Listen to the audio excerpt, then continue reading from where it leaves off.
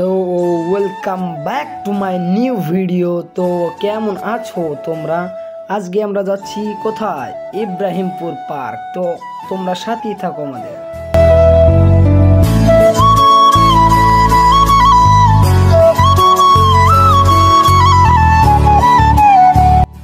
তো আমরা চলে আসলাম আলমডাঙ্গা রেলওয়ে। এখানে ভাবলাম আমরা পোলাপান মিলে কিছু ফটোশ্যুট করব। চলে আসলাম, এসে দেখে এখানকার ভিউটা তো অস্থির, আপনারাও দেখতে পাচ্ছেন অনেক সুন্দর একটা ভিউ। এখানে বসে দেখি হাসিবুল সে ওই কিরে ডায়লগটা দিতে লাগে। তো এইখানে দাঁড়িয়ে আমরা অনেকগুলো ফটোশ্যুট করছিলাম, সুন্দর সুন্দর ফটো আসছিল আমাদের। আর হাসিবুল তো অস্থির, সে সুন্দর সুন্দর ফটোশ্যুট করতে পারে। তো আমরা রওনা দিয়ে দিলাম। তো অবশেষে আমাদের গন্তব্যস্থানে আমরা পৌঁছায় গেলাম। এসে এখানে হাসিবুল আমাদের জন্য 3টা টিকিট কাটলো। টিকিট 50 টাকা পিস নিয়েছিল। তো আমরা আমাদের গন্তব্যস্থানে রওনা দিয়ে দিলাম। হাঁটতে হাঁটতে দেখলাম ভিতরের ভিউটা অনেক সুন্দর ছিল।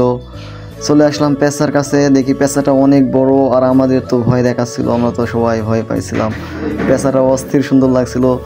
আরও সামনে আসতে আসতে দেখি একটি ময়ূর। তো ময়ূর পাখা না মেললে ময়ূর দেখতে একটু ভালো লাগে না। আমরা অনেক চেষ্টা করলাম ময়ূরটার পাখা মেলানোর জন্য, সে কোনো মতেই পাখা মেলে না। তো ময়ূরের কাছ থেকে চলে আসলাম হরিণের কাছে, এগুলো হরিণের ডাকলাম, হরিণ মামারে। তো হরিণ দেখে আমাদের ডাকে সারা দিয়ে এদিকে চলে আসে, অস্থির। আমি তো ভাবছিলাম যে সে আসবেই না, পরে দেখি চলে আসে। গায়ে হাত দিতে যাচ্ছিলাম, ও ভয় পায়, প্রথমে হাত দিতে দেয় না। তারপরে ভাবলাম হয়তোবা এখানে অনেক মানুষজন আসে, তাদেরকে ভালোবাসে, তাদেরকে খাইতে দেয়, এই জন্যই ওরা কাছে চলে আসছে। আর এই জন্যে আমও দৌড়ায় দৌড়ায় আম গাছ থেকে আমের পাতা ছিঁড়ে নিয়ে চলে আসলাম, আর হরিণ মামাকে দিচ্ছিলাম। দেখছি ও সে তো খাইতে শুরু করে দেয়। আর যে খাইতে দিলাম তখন তার গায়ে হাত দিলাম, তখন তো কিছুই কয় না। তখন তো আমার ভিতরে আরও আনন্দ উত্তেজনা বেড়ে গেল। এই পাতা নিয়ে আসলাম, ফুরাই গেল। আবার দৌড়াইতে দৌড়াইতে চলে গেলাম, ইয়াহু করতে করতে। আবারও গাছে লাফাইতে লাফাইতে একটা বড় পাতা ছিঁড়লাম। এবার অনেকগুলো পাতা নিয়ে এসেছি। পাতা নিয়ে আসার পরে দেখি মাসুম দেখি খাওয়াই টুকটুক করি। আর এইদিকে তো পাতা খাইতে দেখি আরোগুলো হরিণ, দেখি আরও একটা হরিণ চলে এসেছে এখানে। প্রথমে একটা হরিণ আসতেই ভয় পাচ্ছিল। এটা ছিল আমার লাইফের ফার্স্ট টাইম যে হরিণের গায়ে হাত দিলাম। এখানে তো দেখি হাঁসগুলো সাঁতার খেলছে। তো আসার সময় ব্যাক পথে আমরা দেখি হরিণগুলো এখনও এখানে দাঁড়ায় আছে, আর পাতা কিছু ফেলায় রাখছিলাম, ওইগুলো তারা খায়। তো আরও কিছু পাতা নিয়ে এসে দেখি এদিকে মাসুম খাওয়াচ্ছিল। তো ইব্রাহিমপুর পার্কটা অনেক সুন্দর ছিল। আর আমরা গিয়েছিলাম তো ঈদের আগে, রোজার ভিতরে 26-27টা রোজার ভিতরে গিয়েছিলাম। তো পার্কটা দেখি অনেক সুন্দরভাবে সাজাইছে, আরও অনেক রং সঙের কাজ কাম করছিল, যেহেতু ঈদের সামনে তারা তাদের একটা প্রিপারেশন নিচ্ছে, যাতে ঈদের সামনে অনেকগুলো লোকজন আসবে। যেহেতু পার্ক বন্ধ আর এখানে ঢুকতে টিকিট লাগে, এখন ঢুকতে কোনো টিকিটও নাই, মানুষজন কম, রমজান মাস এই কারণেই।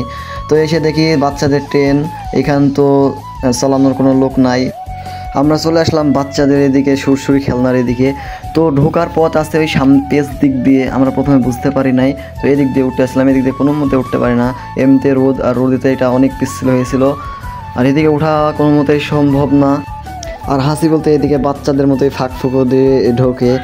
তো আমরা এদিকে ঘোরাফেরা করে চলে আসলাম, মজা করছিলাম বাঘটারে নেয়া, যে বাঘরে আজকে আমরা দুজন গলা টিপে মায়েরা ফেলতেছি, এমন একটা পোজ নিয়ে কিছুটা ছবি উঠাইছিলাম এখানে। তো আমরা ঘুরতে ঘুরতে চলে আসলাম এদিকে এসে দেখি তো বানর দুইটা দেখি খায় কি যেন কিছু একটা খাচ্ছিলো। ওরা বসে আছে নিস্তব্ধ হয়ে। তো আমাদের দেখে দেখো ওরা কীভাবে তাকায় আমাদের দিকে, এদিকে লাফ দেয় গায়ের দিকে। আমি তো ভয় পাইছিলাম, ভয়ে পালাই গেছিলাম বানর দেখে। বানরগুলো দেখতে কিন্তু অনেক সুন্দর লাগছিল। তো একটা বানর ছিল মুরব্বী হয়ে গেছে বানরটার, একটা বানর বাচ্চা বানরটারই কিন্তু তেজ বেশি। আর এদিকে দেখে ঘেউ ঘেউ করে কুকুরটা তো এমন তেজ দেখায়, বাবা মনে হচ্ছে যে গ্রিল টিল ভাঙিয়ে আমাদেরকে আক্রমণ করবে, খাই ফেলবে।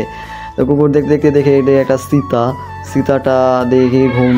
আসলে সীতা কিন্তু অনেক অলস, তারে আমরা এদিকে খোঁচা মারি, এই করি সেই করি, সীতা কিন্তু কোনো মতেই ওঠেই না, ওইখানে শুয়েছিল। আমরা অনেক চেষ্টা করছি সীতা দ্বারা উঠাবো, দেখবো, তার হাঁটা সহ দেখবো, কিন্তু সে ওঠেই না। তো আমরা পার্কের ভিতরে চলে আসলাম, এসে দেখি লোকজন তো খুব কম, রমজান মাস যেহেতু। এসে আমরাই ছিলাম, পার্ক পুরোই ফাঁকা। তো এদিকে রমজান মাস যেহেতু রোজায় ছিলাম, ঘুরতে ঘুরতে তো অবস্থা পুরাই টাইট।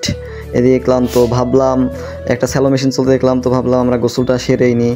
তো গোসল যে কথা সেই কাজ, গোসলের উদ্দেশ্যে রওনা দিয়ে দিলাম। তো যেতে যেতে হাসিবুল কয় যে আমার এখানে গোসল করতে অনেক লজ্জা লাগছে। এদিকে রোজা অবস্থায় শরীর পুরোই টাইট, এখানে লজ্জা করতে গেলে হবে না মাম্মা। আমি কইলাম তো যাই, লজ্জা করে কোনো লাভ নাই, গোসল করতে হবে। চলে আসলাম, এসে কিন্তু আমি লাফাতে লাফাতে এদিকে শুয়ে পড়ি ড্রেনের ভিতরে। এখানে গোসল করা তেমন কোনো সুইমিং পুল বা কোনো কিছু ছিল না, আপনারা যেটা ভাবছিলেন সেটা মোটেও না। আমরা চলে আসলাম স্যালো মেশিনে গোসল করতে। এদিকে স্যালো চলছিল, পানটা কিন্তু ওয়াও, মানে সেই ঠান্ডা ছিল, যেহেতু অনেকক্ষণ থেকে চলছে মেশিন। এই ঠান্ডা বান্ধে কুল কুল পানিতে আমরা অনেকক্ষণ ধরে শরীরটা পুরো ঠান্ডা করে নিলাম গোসল করে। তো মনে হচ্ছিল গোসল শেষে মনে হচ্ছিল যেন পুরোই আবার নতুন একটা ট্যুরে আসছি আমরা, এমন একটা শান্তি ফিল করছিলাম। তো গোসল টোসল সেরে আমরা রওনা দিয়ে দিলাম, চলে আসলাম। এবার ভাবলাম বাড়ির দিকে যাওয়ার দরকার। তো এসে এখানে গাড়ির টিকিটটা দিলাম, টিকিট দিয়ে গাড়ি বের করে দিয়ে আমরা রওনা দিয়ে দিলাম, এটাই বাস্তব। তো আমাদের ভিডিওটা শেষের দিকে হয়তো আপনারা দেখেই বুঝতে পারছেন, এখানেই আমরা আমাদের ভিডিওটা শেষ করলাম।